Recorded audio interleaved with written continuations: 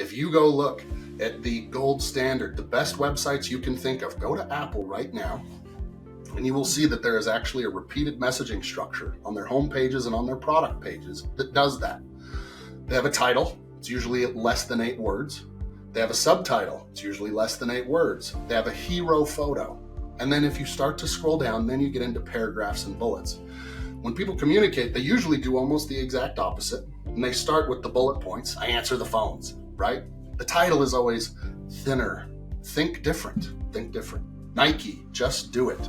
None of that talks about the rubber in the shoes, the cloth, the technology that got them to engineer that specific shoe. They start with what is, I would call that emotional benefit. How did you make them feel? And every piece of your communication should reflect that. When you get into the second, you're almost like, if you look at those pages and those messages, you're almost asking for people's permission to get more and more of their attention.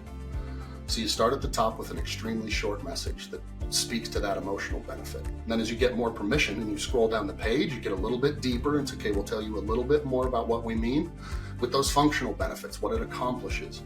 And then we get a little bit deeper into actual, hey, here's the proof, what we call the reasons to believe, where that's where you start putting it, I'll answer the phones, I'll make sure that the office is unlocked and everything else.